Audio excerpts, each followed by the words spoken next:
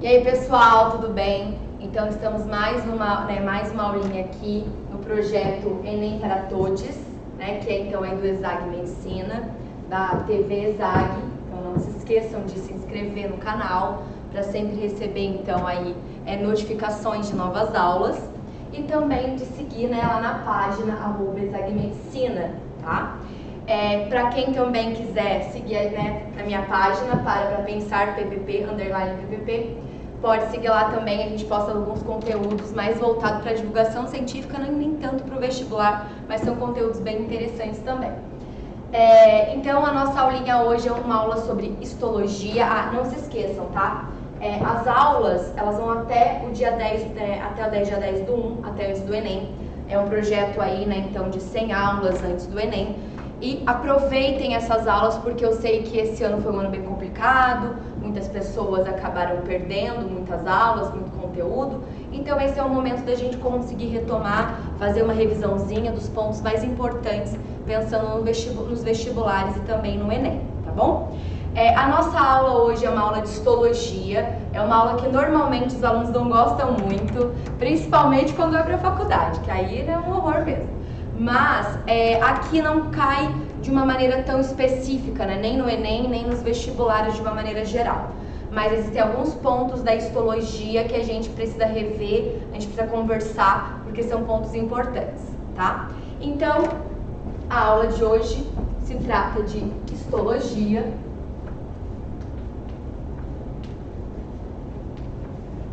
Então, o que vem a ser histologia, né? Histologia é o estudo dos tecidos.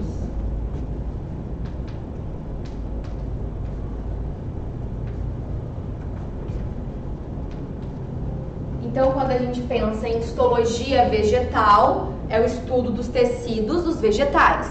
Aqui a gente vai falar de histologia humana, né? Vamos pensar principalmente, a gente vai focar na histologia humana. Mas a gente pode lembrar que os vertebrados, de uma maneira geral, eles compartilham os mesmos tecidos, que eu vou falar com vocês. Mas lembrem-se que aqui a histologia é uma histologia humana, tá?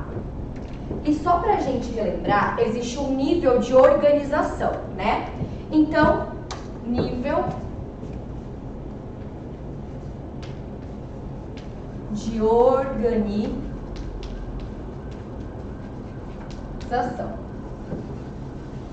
Então, nós temos lá células. Essas células, elas vão se organizar, né? Células especializadas que executam a mesma função, elas se organizam em tecidos, que é o que a gente vai estudar hoje. Então, a gente vai falar de um conjunto de células especializadas aqui. Os tecidos se organizam em órgãos. E esses se organizam em sistemas. Então, esse daqui é o nível de organização. Então, a gente hoje está no nível dos tecidos. Então, vamos lembrar aqui, né, os tecidos humanos. Ou a gente pode colocar de vertebrados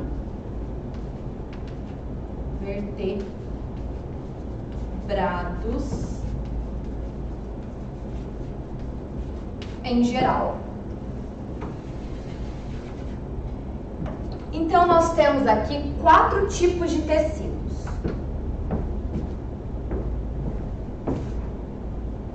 Nós temos o tecido epitelial, nós temos o tecido conjuntivo. Eu vou colocar algumas abreviações para caso eu precise escrever de novo.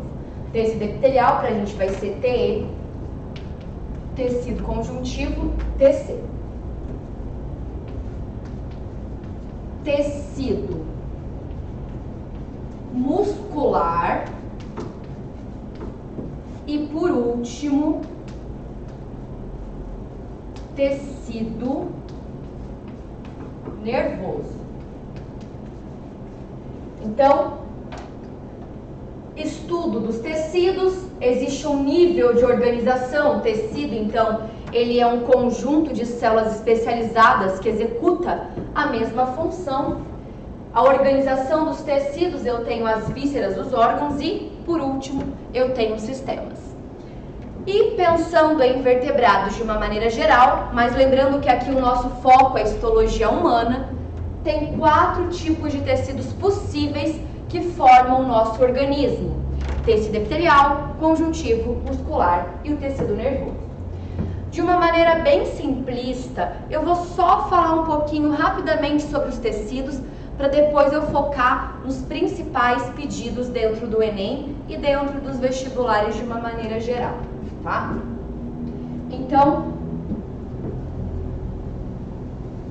vamos começar aqui, né, com tecido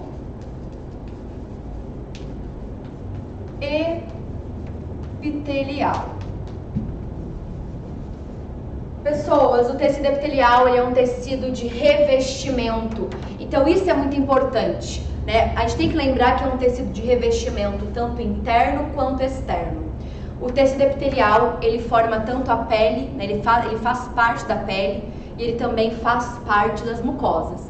Vocês perceberam que eu disse faz parte, não disse é. Então, eu não posso dizer que a pele é um tecido, né? A pele, ela é o maior órgão do corpo humano, ela é um órgão, ela é formada por um conjunto de tecidos, tá? Então, o tecido epitelial, eu tenho que lembrar de 2 coisas importantes aqui. Eu tenho que lembrar que ele tem função de revestimento, tanto interno quanto externo, tá? Então, quando eu penso interno, eu posso pensar nas mucosas. E externo, a gente pode pensar na pele. Lembrando que mucosa, gente, ela é um revestimento interno formado de tecido epitelial e conjuntivo, tá? Ela não é simplesmente um tecido epitelial, mas a mucosa, que é uma camada que reveste internamente o nosso organismo, ela é formada sim de tecido epitelial, mas além dele nós temos também o conjuntivo, tá? E a pele, nós temos aqui, né, que a gente pode chamar o tecido epitelial da pele. Isso pode aparecer na prova, tá? Esse tecido epitelial da pele é igual epiderme. Então, não se esqueçam disso, tá? Tecido epitelial da pele é chamado de epiderme, tá bom? Então, isso é importante. Além de revestimento, né? E lembrem-se, gente, tudo que reveste protege. Então, é uma função de revestimento, proteção. Então, lembrar dessa parte do tecido epitelial. O tecido epitelial, ele também tem uma função secretora, porque ele forma as glândulas. Então, outro ponto. Forma as glândulas. Existe uma aula, né, chamada de sistema endócrino, que lá nessa aula vocês especificam melhor sobre... aliás, foi eu que já ministrei essa aula, eu tô falando aqui como se não tivesse dado ainda, muito bem. Tem a aula aí no canal, tá? Sistema endócrino, que vai falar sobre as funções das glândulas, sobre, né, quais são as glândulas endócrinas. Mas lembrar, gente, que glândula, ela tem várias classificações, ok? Para histologia, o importante é você lembrar das classificações. Então, nós temos aqui a classificação em multi ou unicelular. É uma classificação, tá? A glândula, ela pode ter uma célula ou ela pode ter várias células, tá? A única glândula que tem uma única célula é a caliciforme, presente tanto na traqueia quanto no intestino, que é então aí uma célula produtora de muco, tá? É o único exemplo aí que a gente tem de glândula unicelular, a caliciforme, que é então uma célula presente tanto na traqueia quanto no intestino, para a produção de muco, tá bom? As glândulas também podem ser classificadas de acordo com o local que elas secretam o conteúdo. Então, pode ser uma glândula endócrina. Então, aí remete ao sistema endócrino. São glândulas produtoras de hormônio que lançam essa substância no sangue, é bem específico. Glândulas endócrinas lançam a sua secreção no sangue, na corrente sanguínea, e essa secreção é chamada de hormônio. A glândula, ela também pode ser exócrina. Uma glândula exócrina é aquela que vai lançar a sua secreção num ducto. E este ducto, ele pode levar essa secreção para fora do organismo, ou ele pode levar essa secreção para uma cavidade, beleza? É num ducto, e aí essa secreção ou vai para uma cavidade, ou vai para fora do organismo. Glândula sebácea secreta o sebo num ducto que dá para fora do organismo.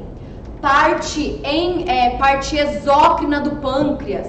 A parte exócrina do pâncreas secreta o suco pancreático num ducto que vai cair numa cavidade, que é o intestino delgado, tá bom? A glândula também pode ser chamada de mista ou anfícrina. Então, a glândula mista é aquela que tem parte endócrina e parte exócrina. Ela é uma glândula mista. Ela tem um pouquinho de cada uma dessas duas primeiras. Exemplos de glândulas mistas, quando a gente fala glândula mista, a maioria dos alunos lembra de pâncreas, tá? Então, pâncreas realmente é um exemplo bom de glândula mista. Mas lembrem-se que ovário, testículo e fígado também são glândulas mistas. Porque senão tá na hora da prova, cite 3 glândulas mistas. Aí coloca pâncreas, pâncreas e pâncreas, né? Então não, né? Lembrar que tem pâncreas, tem ovário, tem testículo e tem fígado, tá bom? E temos aqui a última classificação, que é com relação ao conteúdo secretado. Então, o que ela está secretando, o que ela está colocando para fora, tá? E aí eu posso chamar de merócrina. Um exemplo de glândula merócrina é a glândula salivar. Pensa nas células da glândula salivar. A célula da glândula salivar, ela coloca para fora só a saliva, só o conteúdo que ela produziu. Ela vai produzir e joga isso para fora. Isso é uma glândula merócrina. Ela secreta apenas o conteúdo que ela, o conteúdo produzido que precisa ser secretado. Mas como assim? As outras vão ser diferentes? Vão, vocês vão entender por quê. A glândula apócrina, que é, por exemplo, a glândula mamária, ela, além de secretar o conteúdo que ela produziu, ela secreta um pouquinho do citoplasma. A merócrina secreta o citoplasma? Não. A merócrina só secreta o que ela produziu. A apócrina secreta um pouquinho do citoplasma junto com o conteúdo secretado, né? Junto com o conteúdo que foi produzido. E aí nós temos, exemplo, a glândula mamária. E temos também a glândula aqui, holócrina. A glândula holócrina, ela vai secretar o que ela produziu e todo o citoplasma inteiro vai para fora. Esse daqui é um exemplo da glândula sebácea. As células da glândula sebácea, quando secretam o conteúdo que é o sebo, além do sebo, todo o citoplasma vai junto com o conteúdo. Então, quando a gente pensa assim, a glândula merócrina só secreta o que ela produziu, né? As células da glândula merócrina. A glândula apócrina secreta o que ela produziu, mais um pouquinho de citoplasma. E as células da glândula holócrina vão secretar o que ela produziu, mais todo o citoplasma. Estas células morrem, concordam comigo? Se a célula secretou o citoplasma inteiro, não tem como ela permanecer viva. Então, uma coisa importante é lembrar que a taxa de mitose de glândulas holócrinas é superior do que das outras glândulas. Porque como essa célula perde o citoplasma inteiro é ótimo, né? Inteiro, ela entra em apoptose, tá tá bom? Então, taxa de mitose maior aqui. Muita informação aqui sobre o tecido epitelial, mas enfim, coloquei os principais pontos para vocês, tá bom? Agora, tecido conjuntivo. É aquela história, se você acha que tá ruim, agora piora, tá?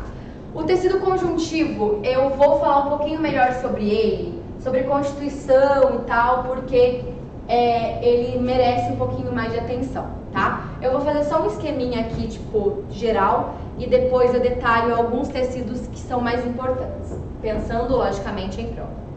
O tecido conjuntivo, ele é um tecido que tem diversas funções, porque as suas células, as células que dão origem ao tecido conjuntivo, elas vão fazer uma diferenciação muito grande. O tecido conjuntivo, ele pode, vamos ver a classificação dele, ok? Ele pode ser dividido em tecido conjuntivo propriamente dito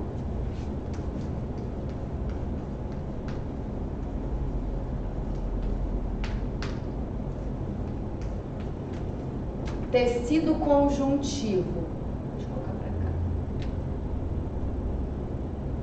de funções especiais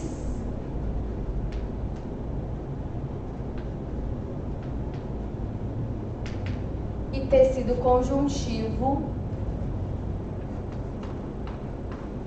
de suporte, tá? Então nós temos aí 3 classificações para tecido conjuntivo. Deixa eu só colocar um pouquinho mais no meio aqui.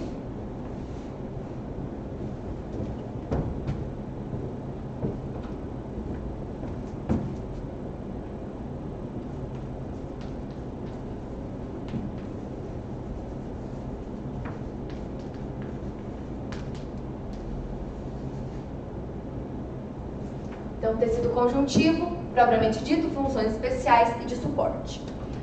O tecido conjuntivo propriamente dito, ele pode ainda ser subdividido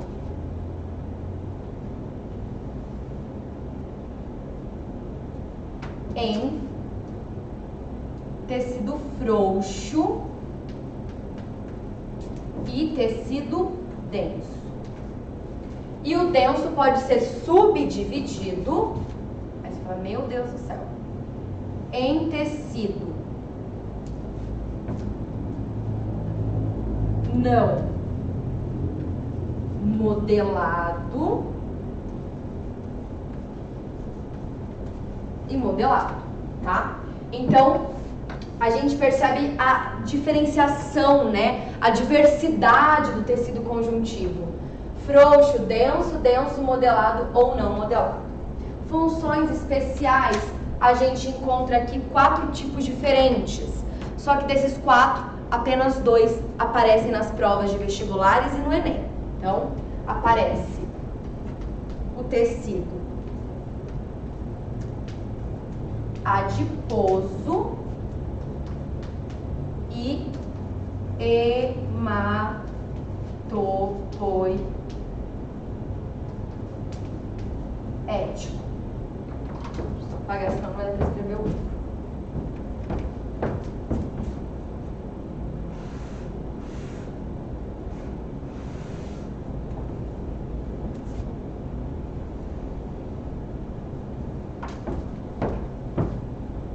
Então, lembrando que também tem o tecido mucoso e o tecido elástico, mas a gente não fala aqui, tá? Hematopoético é o tecido sanguíneo.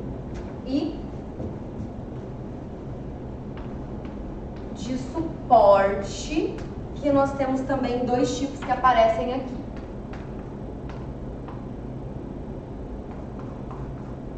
Que é o tecido ósseo e cartilaginoso. Então, realmente o tecido conjuntivo ele é bem diversificado, né? Então, lembrem-se disso. Quando eu falo de tecido adiposo, tecido sanguíneo, tecido ósseo, tecido cartilaginoso, eu tô falando sobre tecidos conjuntivos, tá bom? E só vamos ver se eu consigo colocar aqui o tecido muscular.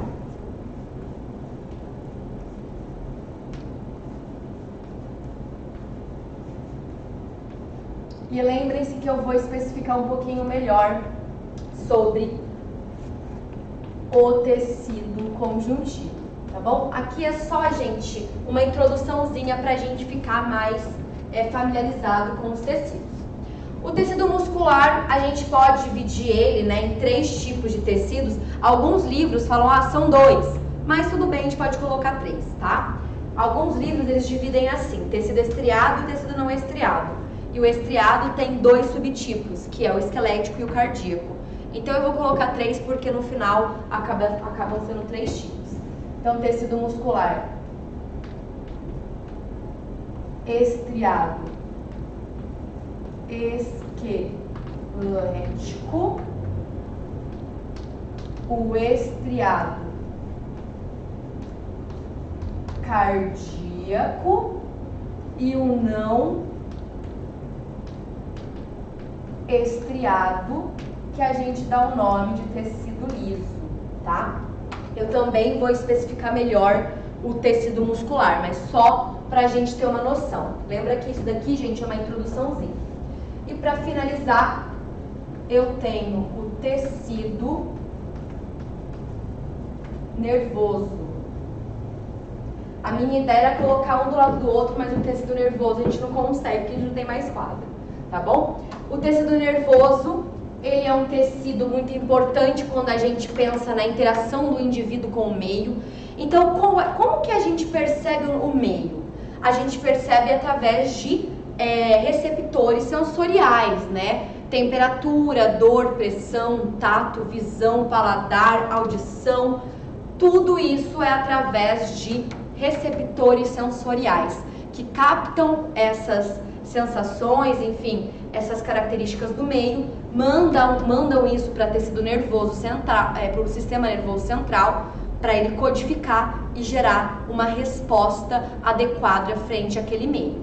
Então, um tecido muito importante para a interação do indivíduo com o meio é o tecido nervoso, tá? E além dele interagir, né, o tecido nervoso interagir com o meio, o tecido nervoso ele tem um papel importante também na comunicação dentro do indivíduo, né? Então, como que eu sei que eu tô com dor no estômago? Isso é sinalizado por um neurônio que está lá no estômago e manda essa informação para o sistema nervoso central. Além da comunicação com o meio, a comunicação dentro do próprio indivíduo. Então, vamos colocar aqui. Comunicação com o meio e dentro do próprio indivíduo, tá? E para o tecido nervoso, eu acho muito importante a gente lembrar os tipos celulares, né? O tecido nervoso, ele é formado por 2 tipos básicos de células, que são os neurônios, que são as células maiores, e também as células gliais. Então, nós temos 2 tipos aí de células que formam o nosso tecido nervoso, tá? Então, neurônio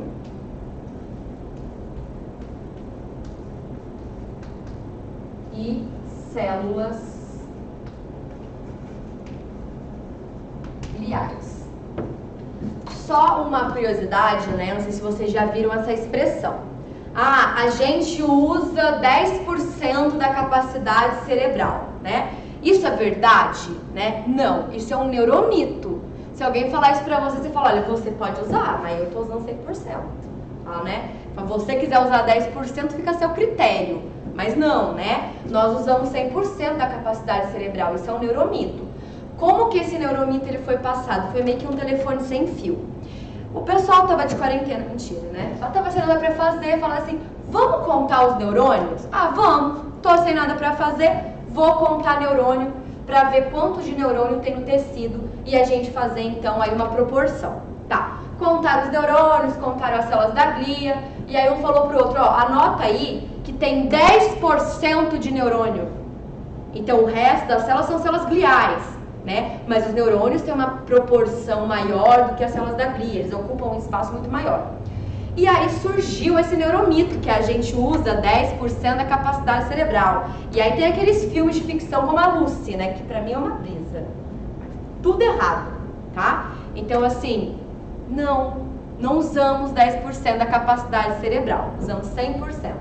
Esse neuromito vem aí da proporção de neurônio e de glia, tá bom? Então, esse quadro, gente, é algo bem geral para a gente começar a falar sobre histologia.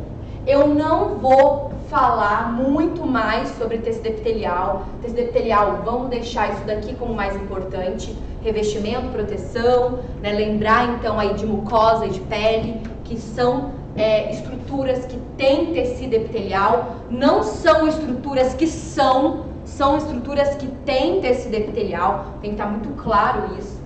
E lembrar que tecido epitelial forma glândulas, e pensando em histologia, o importante pra gente é pensar em classificação de glândula, ok? Tecido conjuntivo, esse sim eu vou especificar um pouquinho mais, que ele é importante, principalmente hematopoético e adiposo, e o ósseo cartilaginoso, que também acabam aparecendo um pouquinho. Tecido muscular, também vou falar melhor sobre ele, e o tecido nervoso, basicamente a gente vai deixar nesse formato.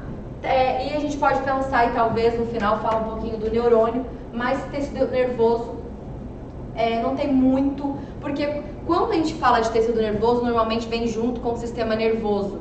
Então, dentro da histologia, o importante é lembrar quais são as células que formam aquele tecido, tá? Então, o nosso foco vai ser mais o conjuntivo e mais o tecido muscular.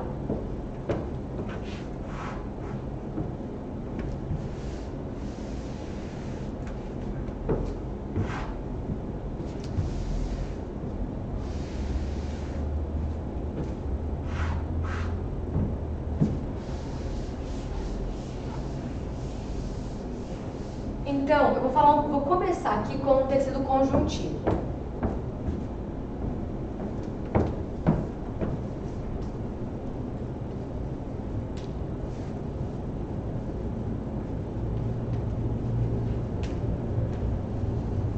O que é importante para eu lembrar de tecido conjuntivo? Primeira coisa aqui.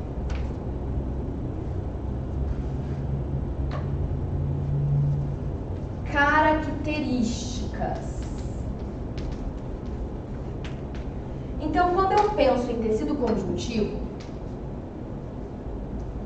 eu tenho que lembrar de 3 características importantes. O tecido conjuntivo é formado por células espaçadas. Então,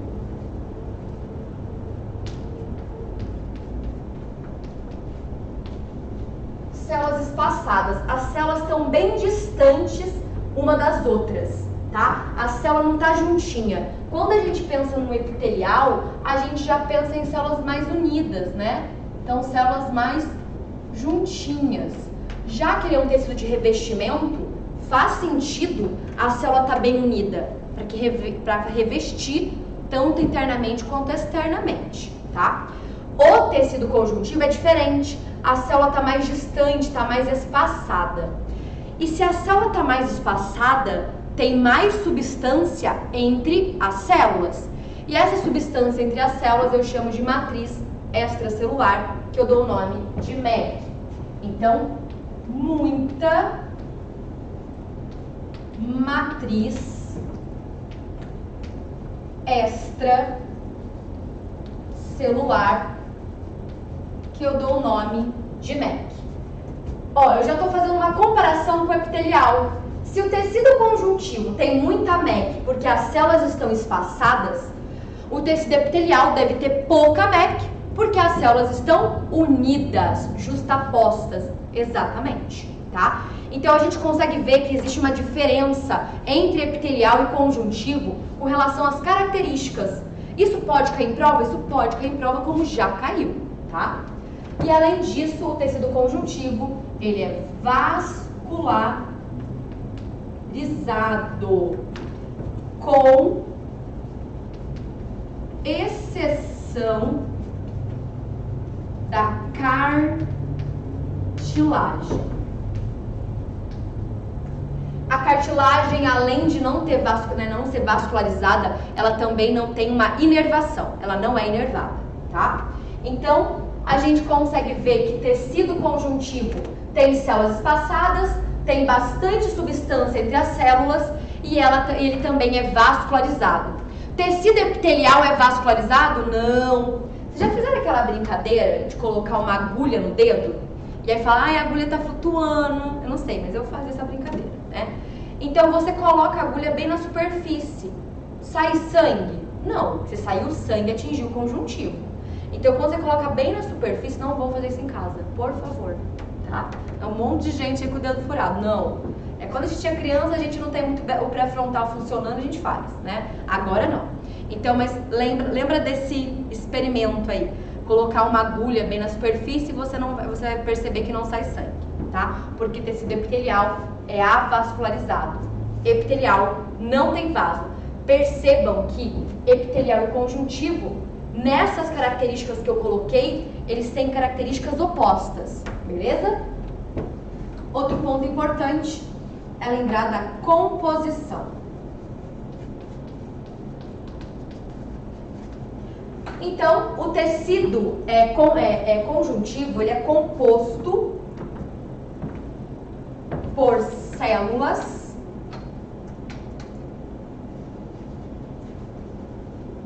mais a MEC. Nada de novidade, foi o que eu falei pra vocês, né? Existem células mais MEC. E essa MEC, ela pode ser dividida, né, na substância amorfa ou fundamental mais fibras, tá? E aqui eu vou aproveitar o meu desenho ali já, tá bom? E essas fibras são do quê? Essas fibras, elas podem ser fibras colágenas e de elastina. Prestem atenção, gente. Quando falar colágeno, eu tô falando provavelmente de tecido conjuntivo. O tecido conjuntivo, ele tem uma abundância em colágeno. Colágeno e elastina são proteínas que formam essas estruturas fibrosas, tá? Fibras de colágeno e fibras de elastina, tá bom? Composição, células mais MEC, MEC, substância amorfa ou fundamental, mais as fibras que podem ser fibras colágenas ou fibras de elastina. Vamos voltar para a nossa classificação? O que o tecido propriamente dito ele vai ter de importante aqui pra gente? O tecido frouxo, ele tem uma quantidade de fibra de célula e de matriz amorfa muito parecida. Então vamos lá, ó. Eu vou pegar para vocês aqui e vou mostrar um pedacinho do tecido. Então vamos supor que eu tenho aqui um pedacinho de tecido conjuntivo. Cadê o vermelhinho? Aqui eu tenho as células, beleza? Célula, composição, célula.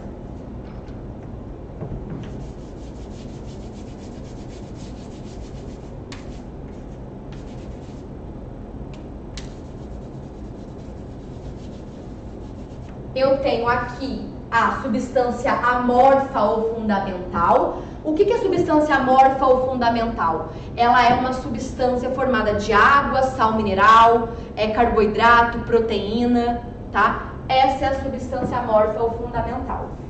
E eu tenho aqui as fibras proteicas. Então, basicamente, esta é a composição de um tecido conjuntivo, tá bom? O tecido frouxo tem uma quantidade igual de célula e MEC e uma quantidade igual de substância amorfa e fibra, tá? Então lembra que ele tem um equilíbrio aqui, né? O tecido frouxo, ele não tem um componente superior ao outro. O denso tem. O denso, ele tem mais fibras. O tecido denso é um tecido mais fibroso, ele tem mais fibras. O modelado, porque a fibra está na mesma direção. E o não modelado, a fibra está em direção diferente. Então, por exemplo, assim, Larissa, onde eu encontro tecido denso não modelado? O tecido denso não modelado é um tecido que pode estar em algumas estruturas fazendo uma ligação, tá? O tecido modelado a gente vai encontrar em tendão e também ligamento. Então vamos lá. Tecido frouxo eu posso encontrar em volta de vasos sanguíneos. O tecido denso não modelado eu posso encontrar na derme. O que é derme? É o tecido conjuntivo que forma a pele, tá? Então só pra lembrar aqui, ó, esse é onde que eu vou colocar. Vou colocar aqui, ó. A pele ela é igual tecido epitelial mais tecido conjuntivo. Como chama o tecido epitelial da pele? A gente já viu. Epiderme. Como chama o tecido conjuntivo da pele? Chama derme. Então, primeiro tem uma camada de epiderme, depois vem a camada da derme, tá? A derme é mais interna. Então, tecido denso, modelado, tendão e ligamento. Tendão, ele vai ligar o osso com o músculo. E o ligamento liga o osso com o osso, tá? Então, quando eu tenho as fibras na mesma posição, eu tenho um tecido modelado. Quando as fibras estão em direções diferentes, eu tenho um tecido não modelado. O tecido modelado, ele tem uma resistência muito maior à tração em uma única direção, né? Então, pensa no chute de uma bola. Então, esse movimento é um movimento intenso, um movimento de uma força de tração muito grande e que existe uma resistência porque as fibras estão na mesma direção. Então, eu posso fazer esse movimento e usar uma força de tração forte, porque como a fibra está na mesma direção, dá esse suporte, tá? Então, propriamente dito, vamos agora para adiposo e hematopoético, que eu vou falar um pouquinho melhor sobre esses dois, tá bom? Copia aí que eu acabei colocando umas coisinhas em cima, porque eu não vou ficar falando muito de frouxo e denso. Lembra que frouxo e denso é a diferença na composição. O frouxo, ele tem uma quantidade igual dos componentes, enquanto o denso tem uma quantidade maior de fibras. Ele é um tecido muito mais fibroso. O denso, ele pode ser modelado ou não modelado. Modelado, eu tenho então as fibras na mesma direção. Tendão liga osso com músculo, ligamento osso com osso.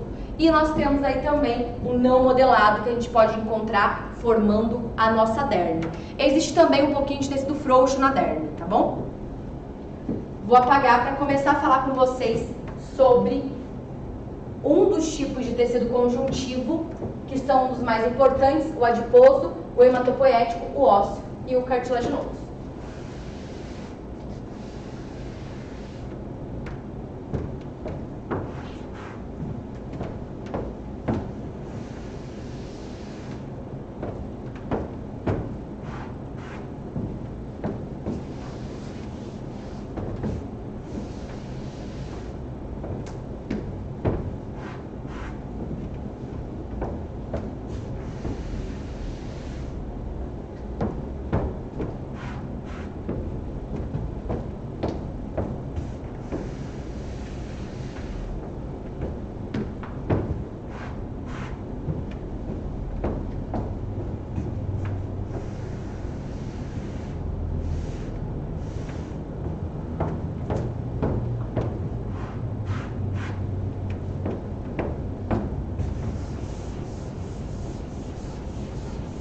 Então, vamos começar aqui com o tecido adiposo, né? Lembrando que tecido adiposo é um tipo de tecido conjuntivo, tá?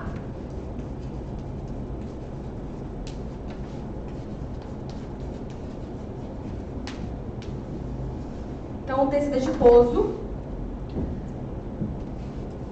as células que formam o tecido adiposo são chamados de adipócitos ou células de gordura. O que tem dentro dos adipócitos? Elas armazenam lipídios. Que tipo de lipídio? Triglicerídeos. Então, pensando aí, né, a nossa reserva lipídica, né, lembra que nós, né, seres humanos, animais, nós temos a principal reserva como sendo lipídica. E a nossa reserva lipídica principal, que é a nossa principal, ela na forma de triglicerídeos. E os triglicerídeos estão armazenados dentro dos adipócitos, que são células de gordura. Vamos ver, né, qual é a função desses triglicerídeos, como que eles estão armazenados ali. Primeiro, eu quero mostrar para vocês que existem dois tipos de células. Existe aqui o que eu chamo de gordura amarela ou branca e a gordura marrom, tá? Então aqui amarela ou branca e a marrom. A gente percebe que a amarela tem uma gotona grande de lipídio. Então aqui eu digo que essa célula ela é unilocular. E essa que tem um monte de gotinha é multilocular. Então a célula, né, o tecido adiposo amarelo ou branco é formado por células que têm uma gota de lipídio grande, unilocular. O tecido marrom já é formado por, né, células que têm várias gotinhas de lipídio.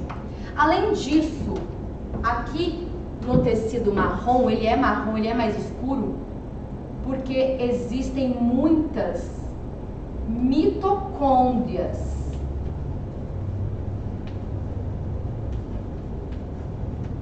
Tá? Existe muita mitocôndria. Para que serve o tecido amarelo principalmente? O tecido amarelo ele serve para proteção contra choques mecânicos, isolamento térmico e reserva energética. Então, reserva energética, proteção contra choques mecânicos e isolante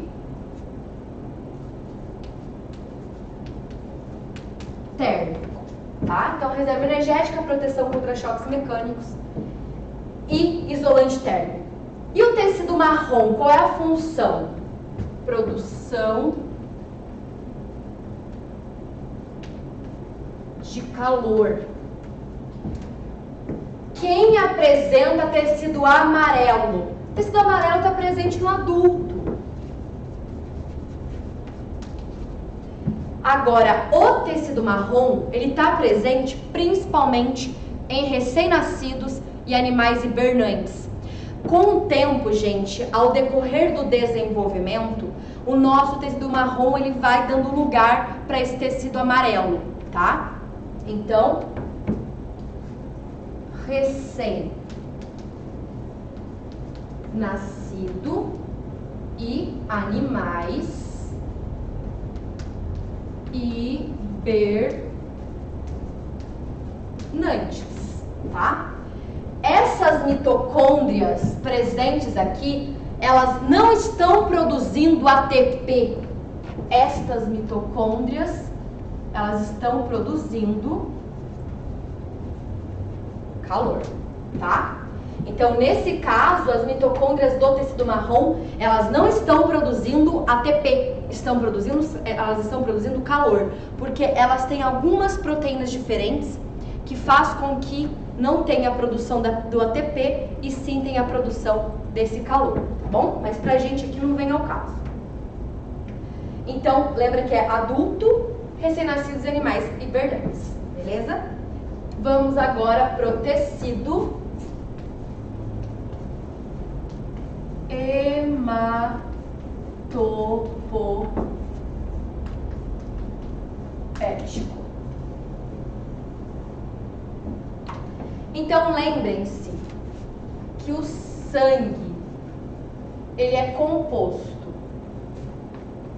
de plasma mais elementos figurados, tá? Então, o sangue, ele é plasma mais elementos figurados. Larissa, o que é um plasma? É água, sal mineral, molécula orgânica. E os elementos figurados é algo que a gente tem que lembrar, porque é importante. Quem são os elementos figurados? Temos aqui hemácia, leucócito e plaqueta, tá? Hemácia, leucócito e plaqueta. Tá muito ruim pra ver aqui, será? Não tá. Então, hemácia, leucócito e plaqueta. Vamos olhar um pouquinho para esses elementos separadamente. Hemácia ou eritrócito ou glóbulo vermelho.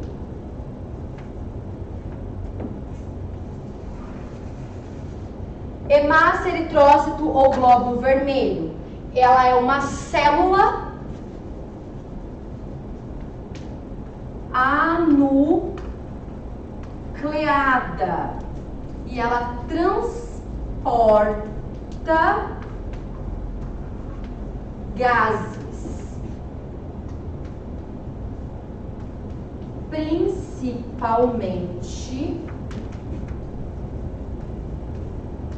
o oxigênio. Então, quando eu olho aqui para uma hemácia, que é uma célula sem núcleo, ela tem no seu citoplasma várias proteínas chamadas de hemoglobina. Então, lembrem-se que hemoglobina é uma proteína, tá? E dentro dessas hemoglobinas existem átomos de ferro.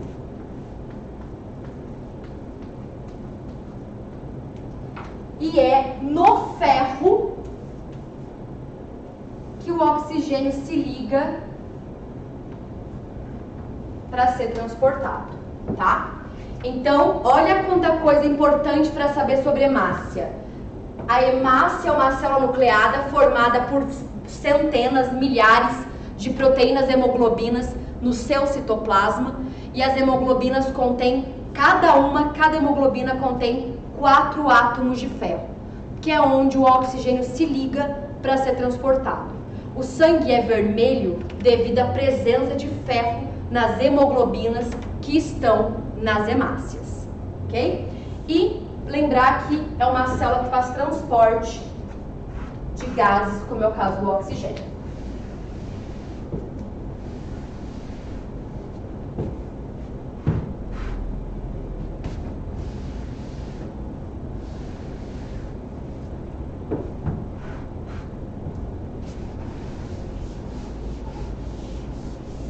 Então agora vamos para os leucócitos ou glóbulos brancos.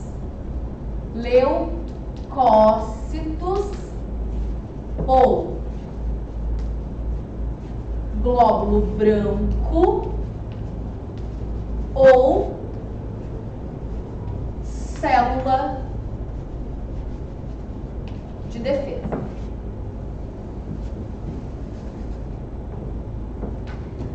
Leucócito, globo branco ou célula de defesa é uma célula nucleada.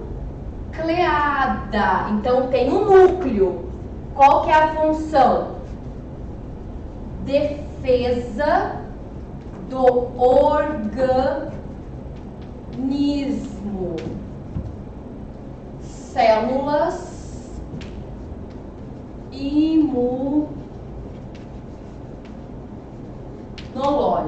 Pessoas, os leucócitos, os glóbulos brancos, elas são as células imunológicas que vão fazer a defesa do nosso organismo. Tão importante, pensando no momento atual, lembrar de leucócito. São células nucleadas, ok? E plaquetas ou... Deixa eu até colocar outra coisa aqui. Vamos colocar só a classificação dos leucócitos. Então, os leucócitos, eles podem ser divididos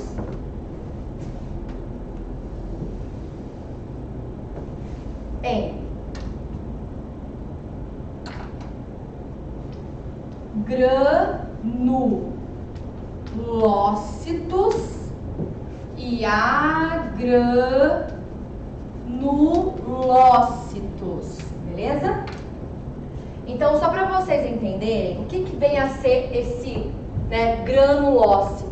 Vou colocar aqui, ó. Nós temos aqui uma célula, um leucócito, e essa célula pode apresentar vesículas com substâncias químicas. Isso é um grânulo. O grânulo é uma vesícula com uma substância química dentro.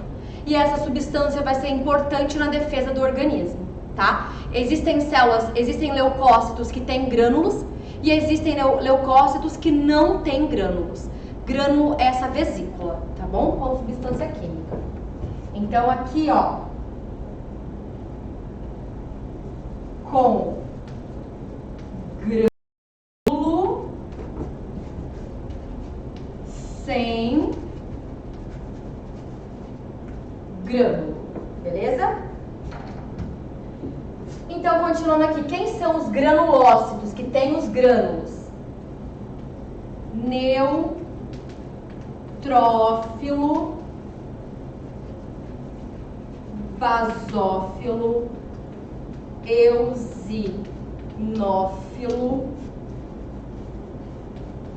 mastócito e célula natural killer.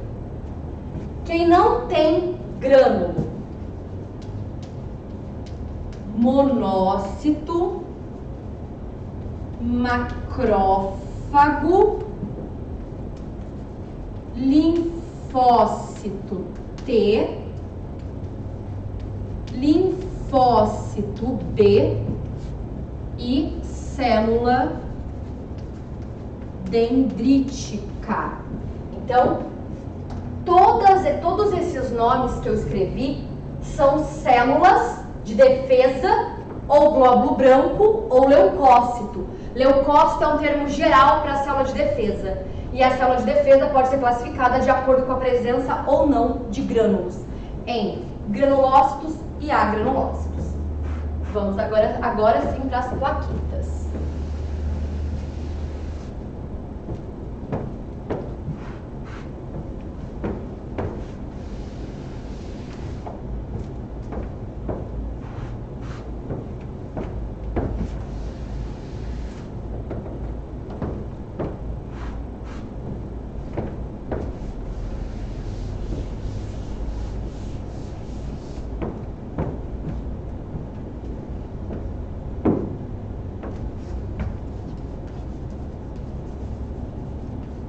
Plaquetas ou trombócitos.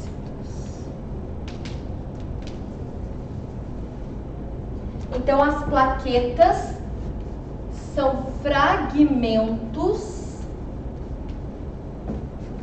celulares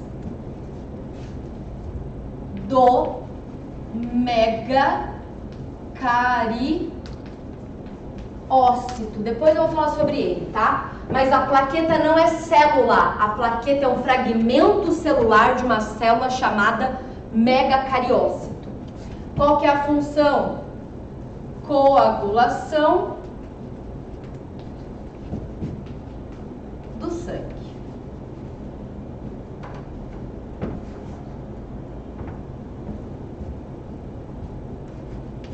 Vamos olhar um pouquinho para a cascata.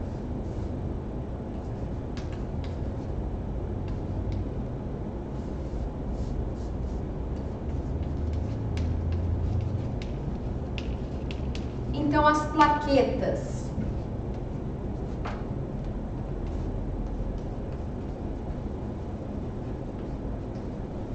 elas produzem uma enzima chamada de tromboplastina.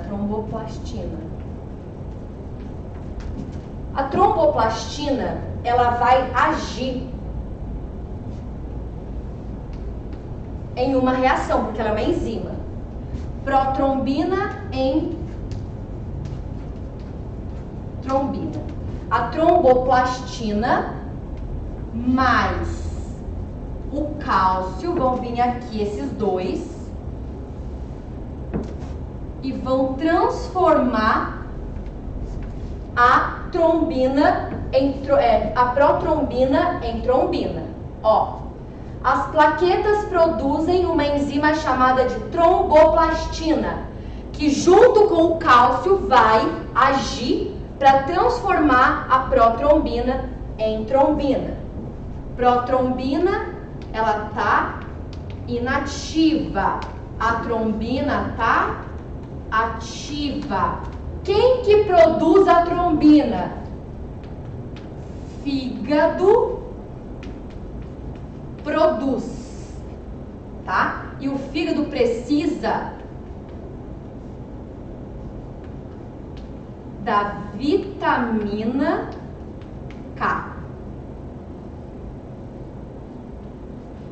Então, quem produz a protrombina é o fígado e ele precisa da vitamina K para produzir a protrombina. Trombina ativa, fibrinogênio vai ser transformado em fibrina. Fibrinogênio inativo, fibrina ativa. A trombina vai vir aqui e vai transformar o fibrinogênio em fibrina. Quem produz o fibrinogênio? Fígado também. Tá? E aqui nós temos a cascata de coagulação do sangue. A fibrina, ela vai virar uma rede de proteína para impedir que o sangue saia do vaso, tá? Então, fibrina, ela forma uma rede de proteínas. Aconteceu um dano no meu vaso, começou a sair sangue, porque tem um dano no vaso. Essa cascata de coagulação vai criar uma rede de fibras para impedir, como se fosse um tampão, para impedir que o sangue extravase do vaso, tá bom? E essa rede de fibras, ela é formada por uma proteína chamada de fibrina. E para você produzir a fibrina, você tem que fazer toda essa cascata de coagulação do sangue. Então, a rede formada para estancar o sangue de um dano, né, para estancar o vaso de um dano, essa rede de fibras proteicas é feita de fibrina.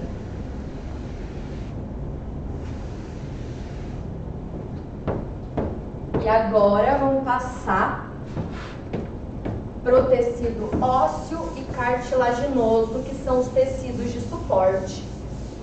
o que a gente acabou de falar aqui são tecidos de funções especiais, tá? Vamos para o tecido de suporte agora então.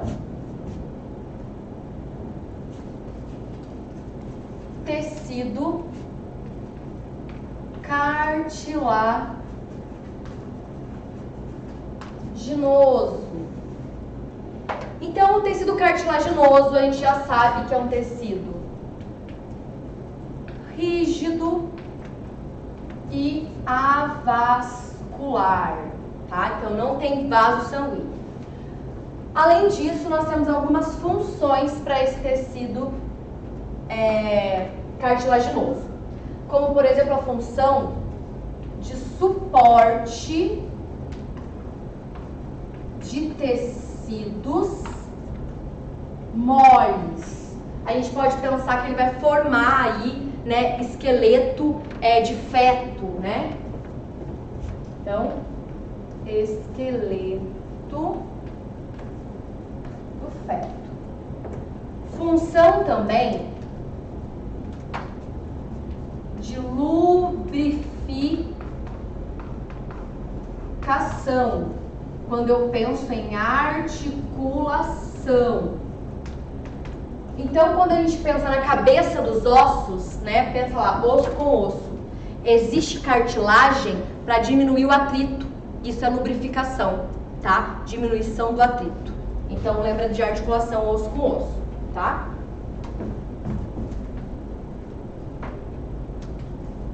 Diminuição de atrito. Além disso, também tem, né, ela pode também dar suporte, né, proteção contra choques mecânicos.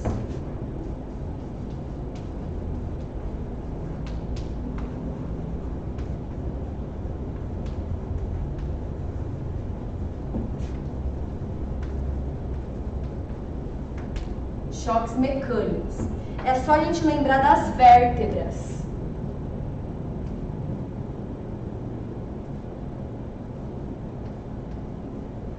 Então, quando a gente pensa nas vértebras, né, coluna vertebral, que vai proteger a medula espinal. Entre as vértebras, existe cartilagem, tá? Então, aqui, ó, vértebra, que é um osso. Opa. E aqui eu tenho cartilagem. Então é importante ter essa função de amortecer impacto, né? E isso está presente principalmente aí entre as vértebras. Existe cartilagem para amortecer impactos. Lembrando aqui que nós temos algumas células importantes, como é o caso, né? Então aqui células que são os condrócitos e condroblastos.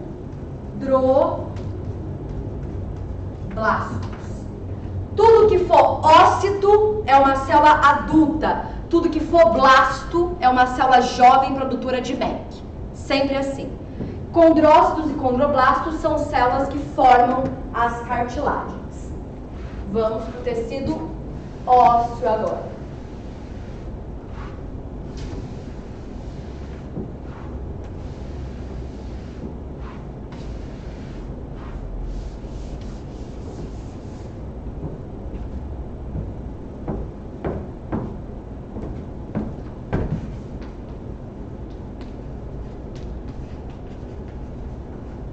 Tecido ósseo. O tecido ósseo, ele é formado aqui por células mais MEC. Aí você fala, lógico que é formado por células mais MEC. Tecido ósseo é um tecido cartilaginoso. E todo tecido cartilaginoso tem essa composição, verdade. Mas aqui a gente precisa olhar um pouquinho melhor para essas estruturas. MEC também é chamada de matriz óssea.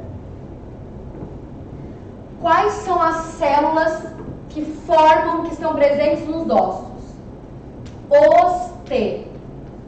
ócitos, ócito, célula adulta que compõe o tecido. E tudo que for blasto, osteoblasto, é uma célula jovem que produz a MEC.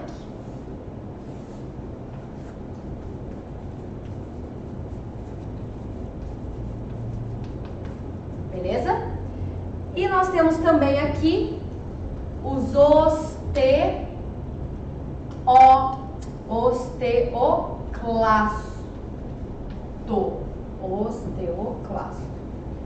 O osteoclasto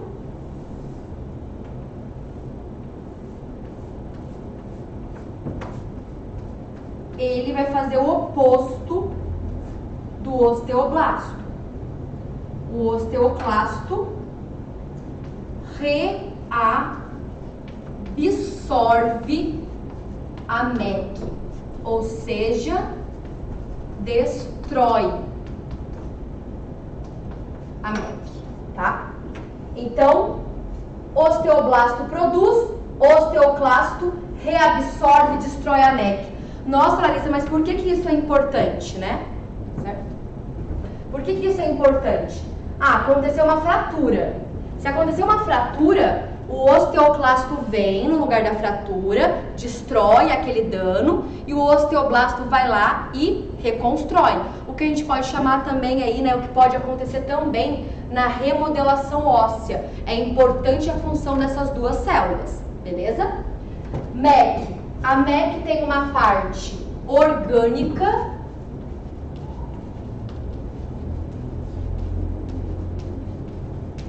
e uma parte mineral.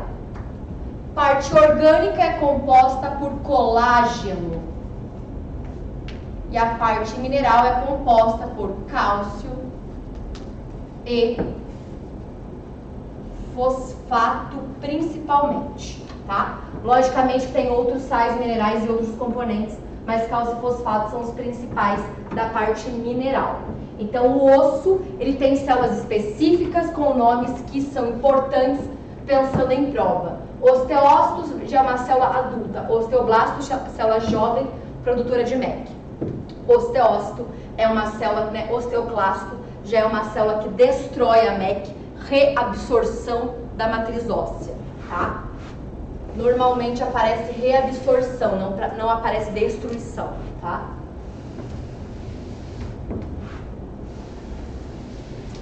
E agora, vamos falar um pouquinho aqui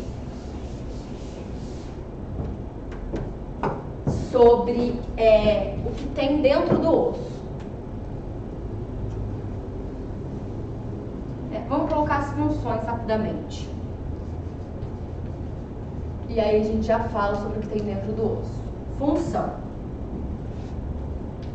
suporte e sustentação,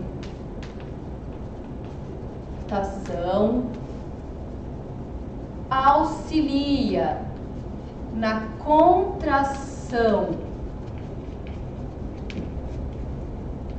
muscular, portanto, auxilia no movimento. Além disso, armazena substâncias. Então, por exemplo, assim, que tipo de substância que pode ser armazenado no osso que é importante? Cálcio e fosfato. Exemplo aqui, cálcio e fosfato. Pessoas têm muitos medicamentos que ficam nos ossos também, tá? Armazena. Então, no dente também, né? Logicamente pensando aqui numa outra estrutura que é parecida. Crianças que tomaram muito antibióticos, né? Quando eram, né? Enfim, quando eram crianças. Mas vocês podem perceber que tem o dente mais escuro, porque existe uma absorção de medicamento, tá? E vamos só olhar aqui como é deposta essa matriz óssea. Então, aqui eu tenho um vaso, eu tenho uma artéria. E aqui eu tenho uma veia, tá? Que é uma artéria e veia. Artéria e veia. O que acontece é o seguinte: essa matriz óssea, ela vai sendo depositada em lamelas concêntricas em volta dos vasos, tá? Então, a MEC é depositada em lamelas concêntricas em volta dos vasos. Por que eu tô falando isso? Se eu fizesse um corte aqui, ó, fazer um corte aqui, quando eu olhar, eu vou ver algo assim, ó. Tá? Então, esse tipo de tecido, quando vocês olharem para um desenho desse tipo, você tem que saber que é um tecido ósseo, porque a MEC ela é depositada em lamelas concêntricas em volta dos vasos, tá bom? E vamos para o tecido muscular.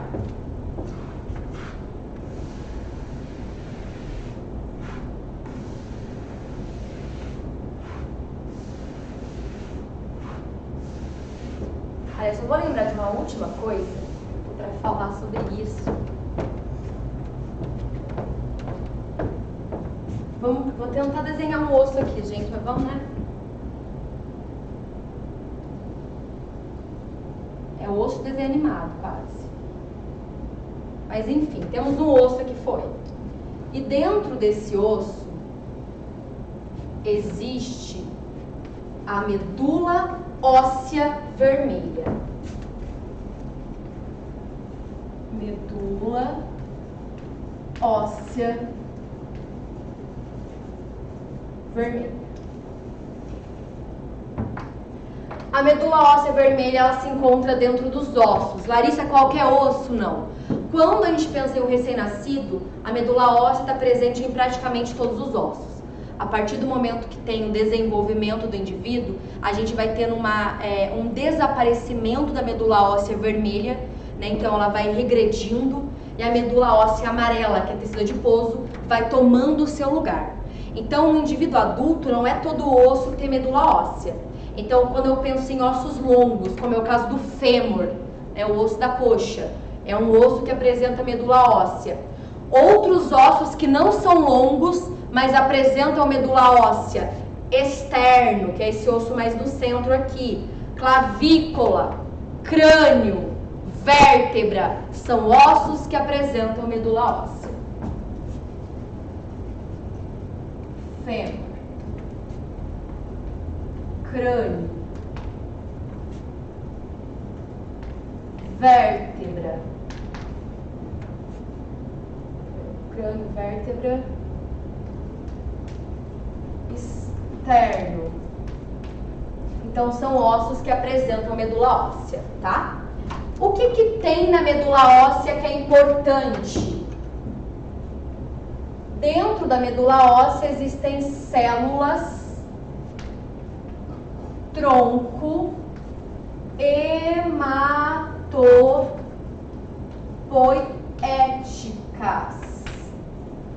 Células tronco hematopoéticas. Essas células tronco hematopoéticas, elas podem originar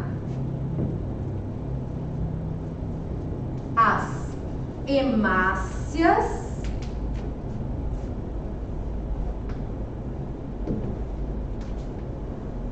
os leucócitos, todas as células que a gente já viu hoje. E também pode originar uma célula chamada de megacariócito. E o megacariócito vai se fragmentar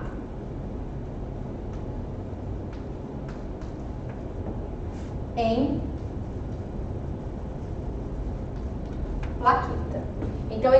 importante vocês saberem disso, que dentro da medula óssea, né, dentro do osso, existe a medula óssea vermelha, não é amarela, porque a amarela é tecido adiposo. Não é todos os ossos que têm medula óssea no indivíduo adulto. Nós temos crânio, vértebra, externo, então, né, clavícula, alguns ossos apresentam. Dentro da medula óssea existem células tronco, que são células indiferenciadas, que têm uma capacidade de se diferenciar em vários tipos celulares diferentes. E nesse caso, elas podem se diferenciar em hemácias, leucócitos e megacariócitos, que se fragmentam em plaquetas. Ou seja, os elementos figurados do sangue são produzidos na medula óssea vermelha. E agora sim, tecido muscular, para a gente fechar.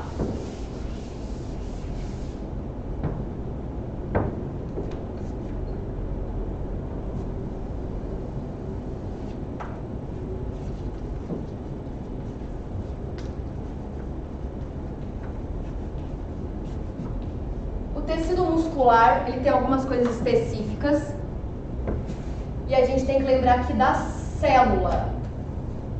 A célula muscular, ela é chamada de miócito ou célula muscular ou fibra. Ela chama de fibra porque o desenho dela, a morfologia, é uma morfologia que vai lembrar uma fibra, né? Então aqui, fibra muscular, que é a nossa célula. Dentro da célula muscular, eu não sei se vocês perceberam, mas desenho não é meu forte. Então a gente dá um desconto, por favor. Dentro da célula muscular, existem estruturas chamadas de miofibrilas. Miofibrilas. As miofibrilas são estruturas proteicas.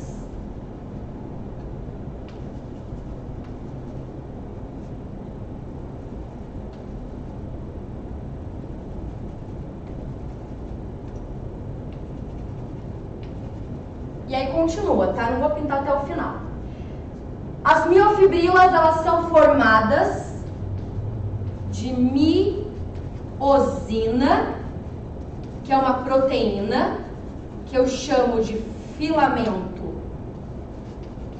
grosso, e também é formada de actina, que é uma outra proteína, chamada de filamento fino. Mas logicamente, gente, tem núcleo aqui, tá? O núcleo tá aqui, existem as organelas, só que eu não vou colocar, ok? Pra gente não perder muito tempo. Aqui, né, essa região que é a membrana plasmática da célula muscular é chamada de sarcolema. O citoplasma é chamado de sarcoplasma. Então existem alguns nomes diferentes para a célula muscular. O retículo endoplasmático é chamado de retículo sarcoplasmático, tá? Sarcoplasmático. Então a célula muscular, ela recebe nomes diferentes devido à sua estrutura específica, tá bom? E agora vamos para os tipos de tecidos.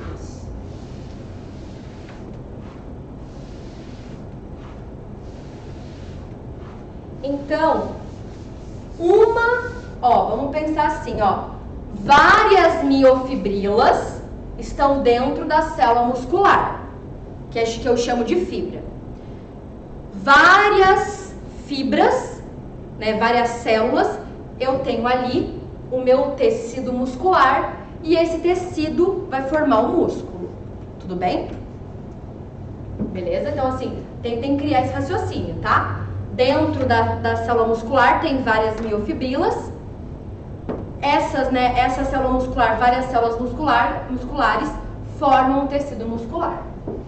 Como eu disse para vocês, existe aí, né, 3 tipos de tecido muscular. O tecido... Deixa eu colocar outra cor. Verde, né? Porque subtítulo.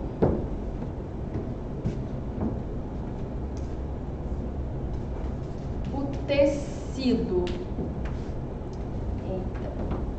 Vou abreviar, senão não vai dar para escrever. Então, o tecido muscular estriado esquelético.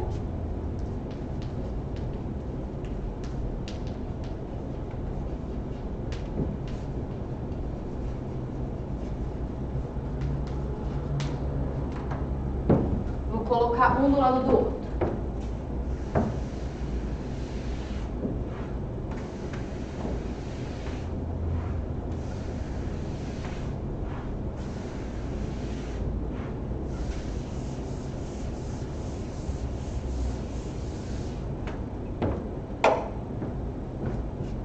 Então, tecido estriado esquelético, tecido, que é o tecido M, tá? Tecido muscular,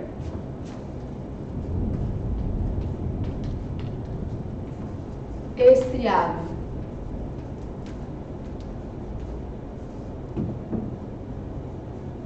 cardíaco e o tecido muscular não estriado. A pessoa que escreveu lá em cima, né? Chamado de liso. Vamos lá. Tecido muscular estriado esquelético. Ele é chamado de estriado porque ele tem estrias.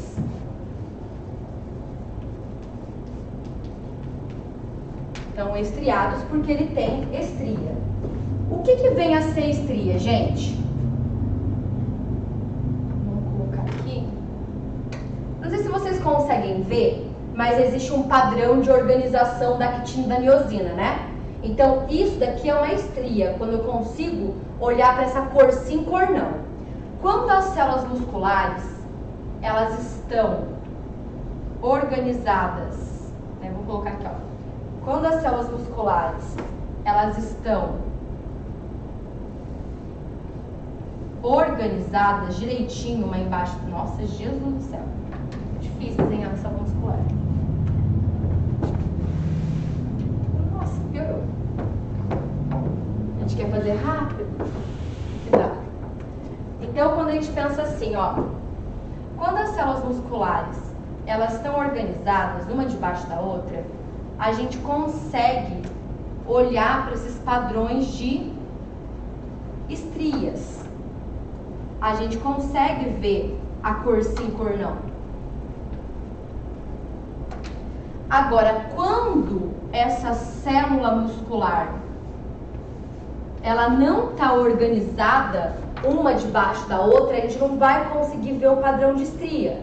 Então, o tecido estriado é devido a essa organização das células que permite a gente ver esse cor sim, cor não, que a gente chama de padrão de bandas, bandas claras e bandas escuras, tá bom? Com estria. Que tipo de célula que forma o tecido? São células polinucleadas. As células do tecido estriado esquelético têm vários núcleos. Aqui, a contração é uma contração voluntária. E é uma contração rápida e vigorosa.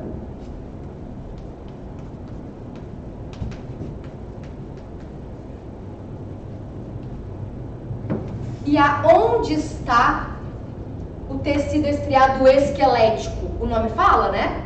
Esquelético associado ao esqueleto.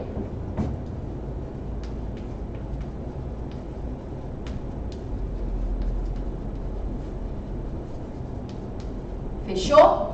Então, assim, eu quero escrever, eu quero andar. É uma contração consciente, é uma contração voluntária. Eu quero falar.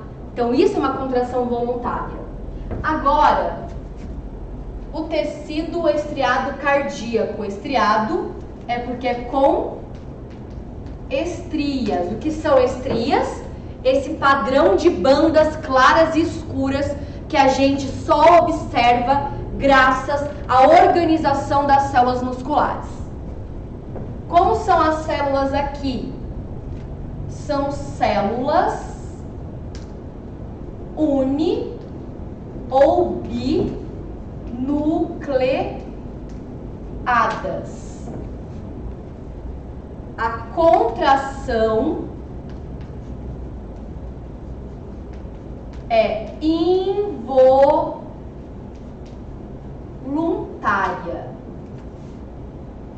E, além disso, a contração é rápida e rítmica.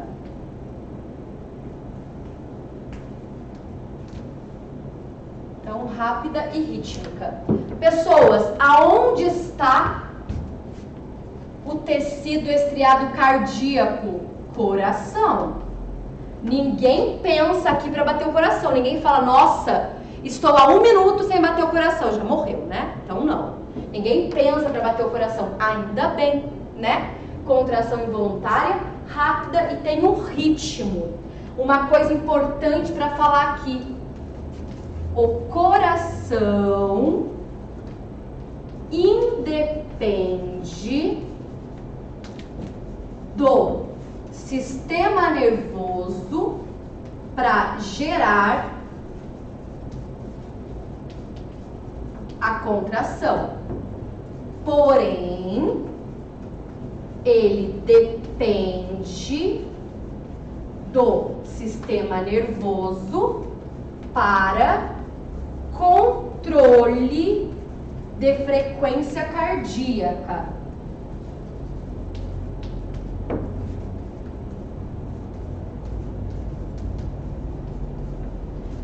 Então, apesar do coração não precisar do sistema nervoso para gerar a contração, não sei se vocês já viram alguns vídeos que está fazendo transplante e aí tira o coração do corpo do paciente, ele continua contraindo, né? A contração é gerada pelo próprio coração, mas o controle, se vai bater mais forte ou mais devagar, isso é feito pelo sistema nervoso por uma região chamada de bulbo, tá?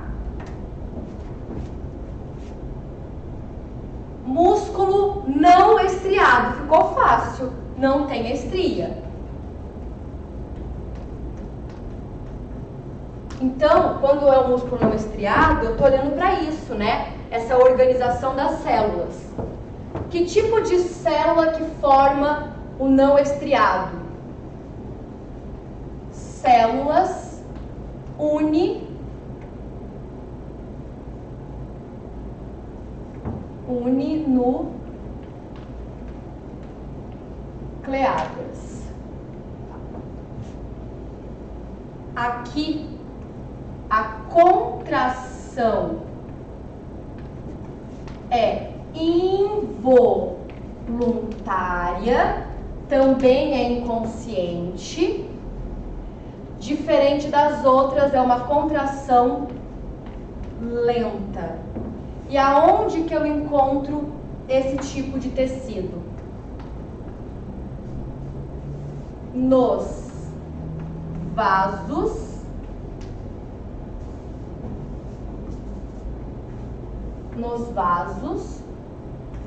e cavidades corpóreas.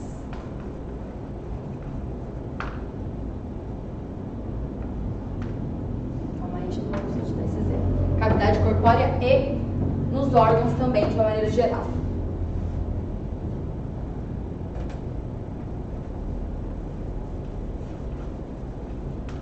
e nos órgãos, tá?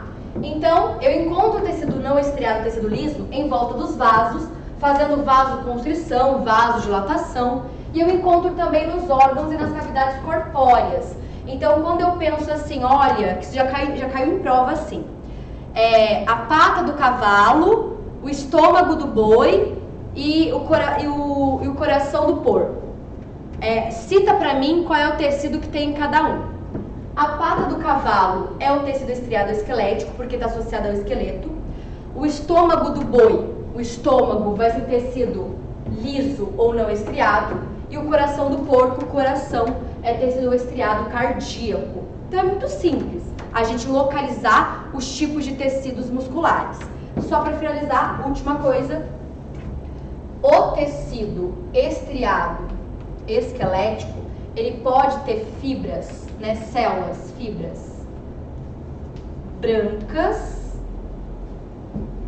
ou fibras vermelhas, tá? A fibra branca, ela é uma fibra anaeróbica,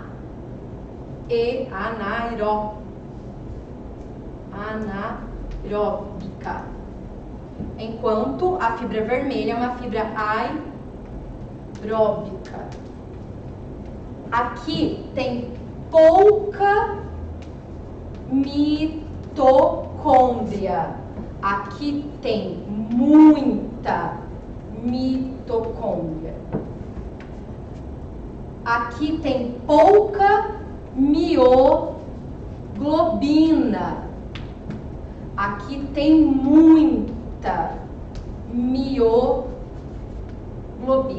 O que é mioglobina? Mioglobina é uma proteína que transporta o oxigênio e armazena no tecido muscular, tá? Então faz sentido, né, gente? A fibra branca ser anaeróbica, já que ela tem pouca mitocôndria e pouca mioglobina. Mioglobina, que é uma proteína que transporta e armazena o oxigênio no tecido muscular, e a mitocôndria, que é uma organela que utiliza o oxigênio para produzir energia. Então, fibras anaeróbicas são fibras que não utilizam o oxigênio na produção de energia. São fibras principalmente fermentativas, tá?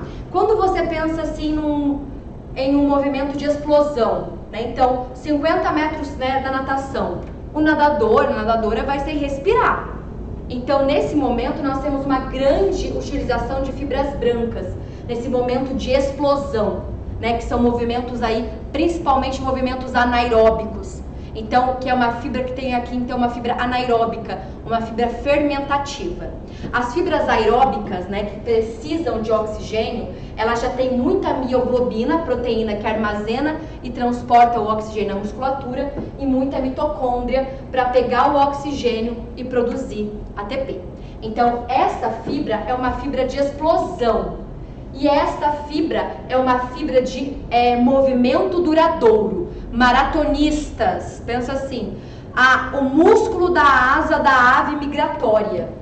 A migração é um movimento duradouro. Então, esse tipo de músculo provavelmente tem muita fibra vermelha. Beleza? Pessoas, fechamos aqui. Espero que a aula tenha sido proveitosa para vocês. Qualquer dúvida, deixa aí nos comentários, compartilha essa aula, curte, se inscreve no canal. Se quiser perguntar alguma coisa pessoalmente pra mim, pessoalmente é ótimo, né? Mas enfim, lá no canal, vocês podem então me mandar mensagem. Às vezes eu demoro um pouquinho, mas eu prometo que eu respondo, beleza? Eu fico por aqui e até a próxima.